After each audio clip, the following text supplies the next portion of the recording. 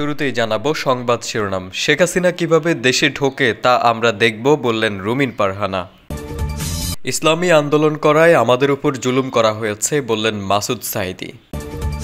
অবশেষে আজ দেশে ফিরছেন ডক্টর ইউনূস, দেশবাসীকে দিলেন নতুন বার্তা। জানাবো যুক্তরাষ্ট্রে ঘূর্ণিঝড় হেলেনের তাণ্ডবে নিহত ৪৩। বৈষম্য বিরোধী ছাত্র জনতার আন্দোলনে নিহত শহীদদের স্মরণে ও সাবেক প্রধানমন্ত্রী বেগম খালেদা জিয়ার সুস্থতা কামনায় বিএনপির অঙ্গ ও সহযোগী সংগঠনের উদ্যোগে আলোচনা ও দোয়া মাহফিল অনুষ্ঠিত হয়েছে। এ সময় বাংলাদেশ জাতীয়তাবাদী দল বিএনপির সহ আন্তর্জাতিক বিষয়ক সম্পাদক ব্যারিস্টার রুমিন পারহানা বলেছেন যে বৈষম্য বিরোধী ছাত্র আন্দোলনের শহীদদের আত্মত্যাগের বিনিময়ে হাসিনাকে আমরা দেশ ছাড়া করেছি, সেই আত্মত্যাগ যেন গুটি কয়েক সুবিধাবাদী মহলের কারণে কালিমা লিপ্ত না হয়ে যায়। হাসিনা পালাইয়া গেছে, কিন্তু তার দোসররা রয়ে গেছে।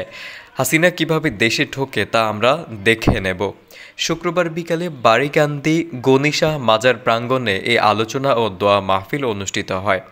গত একাদশ জাতীয় সংসদ নির্বাচনে ব্রাহ্মণবাড়িয়া ৫ সংসদীয় আসনে বিএনপির মনোনীত প্রার্থী কাজী নাজমুল হোসেন তাপসের সভাপতিত্বে ও উপজেলা বিএনপির নেতা অ্যাডভোকেট আনিসুর রহমান মঞ্জুর সঞ্চালনায় প্রধান অতিথি ছিলেন কেন্দ্রীয় বিএনপির সহ আন্তর্জাতিক বিষয়ক সম্পাদক ব্যারিস্টার রুমিন পারহানা।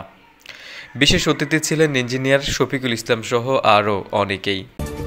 এদিকে গত ১৫ বছর ধরে স্বৈরাচারী সরকার জামায়াত ইসলামী, ইসলামী ছাত্র শিবির সহ বিরোধী রাজনৈতিক দলের বিরুদ্ধে হাজার হাজার মিথ্যা মামলা দায়ের করেছে। গণরোষে বিতাড়িত সরকার আলেম ওলামা ও ইসলামী চিন্তাবিদদের উপর নির্মম নির্যাতন চালিয়েছে, দেশকে অর্থনৈতিকভাবে পঙ্গু করে দিয়েছে। দুর্নীতি, ব্যাংক লুটপাট, বিদেশে অর্থ পাচারের মাধ্যমে বাংলাদেশকে একটি বিধ্বস্ত দেশে পরিণত করেছে। বিচার বিভাগ ও প্রশাসনকে দলীয়করণ করে ক্ষমতা পাকাপোক্ত করার অপচেষ্টা চালিয়েছে। পিরোজপুর সদর উপজেলার শিকদার মল্লিক ইউনিয়ন আমির আব্দুর রবের সভাপতিত্বে ইউনিয়ন সেক্রেটারি কাজী জালালের সঞ্চালনায় শুক্রবার সকাল ১০টায় জুসখোলা হাইস্কুল মাঠে বাংলাদেশ জামায়াত ইসলামী পিরোজপুর জেলা শাখা কর্তৃক আয়োজিত স্থানীয় জনগণের সঙ্গে মতবিনিময় সভায় এসব কথা বলেন পিরোজপুরের জিয়ানগর উপজেলার সাবেক চেয়ারম্যান, পিরোজপুর ১ আসনে জামায়াত মনোনীত প্রার্থী মাসুদ সাঈদী। সভায় অতিথি হিসেবে উপস্থিত ছিলেন বাংলাদেশ জামায়াত ইসলামী পিরোজপুর জেলা শাখার আমির বীর মুক্তিযোদ্ধা তোফাজ্জল হোসেন ফরিদ। এ সময় আর উপস্থিত ছিলেন সদর উপজেলা আমির মাওলানা সিদ্দিকুর রহমান সহ আরও অনেকেই। মাসুদ সাঈদী বলেন, স্বৈরাচার শেখ হাসিনা তার ১৫ বছরের শাসনামলে ক্ষমতাকে পাকাপোক্ত করার জন্য হাজার হাজার মিথ্যা মামলা দিয়ে জামায়াত সহ বিরোধী দলের লাখ লাখ নেতাকর্মীকে কারাগারে আটকিয়ে রেখে হয়রানি করা হয়েছে।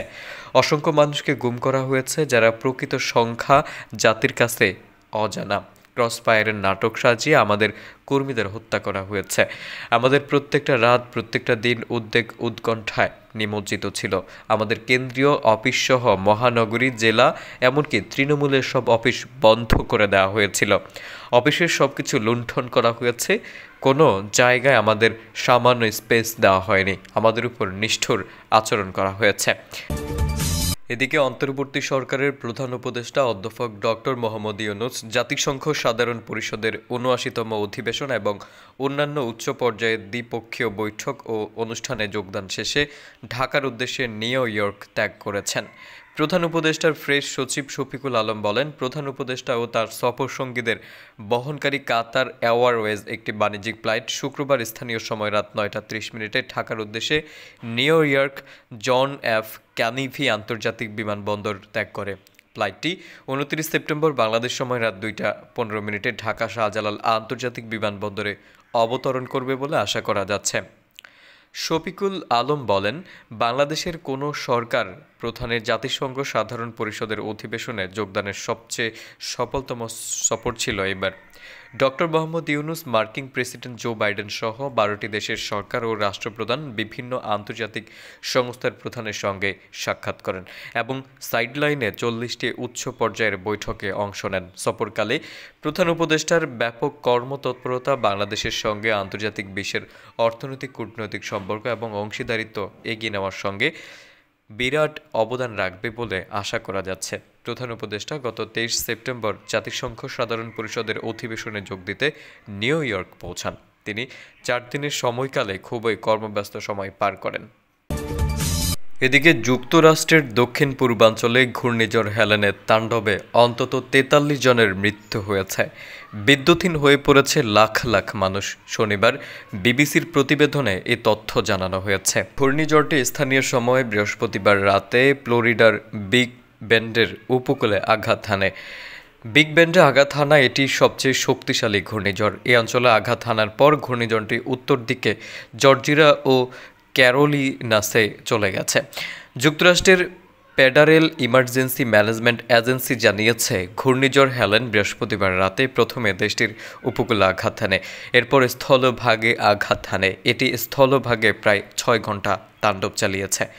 এই ঘূর্ণিঝড়ের ফলে শুক্রবার অঞ্চলটির রাস্তাঘাট, বাড়িঘর ডুবে গেছে। বীমা কোম্পানি ও আর্থিক প্রতিষ্ঠানগুলো জানিয়েছে, এই ঘূর্ণিঝড়ের ফলে শত শত বিলিয়ন ডলারের ক্ষতি হয়েছে।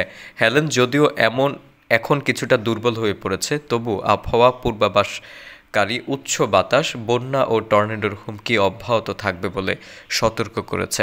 সূত্র বিবিসি।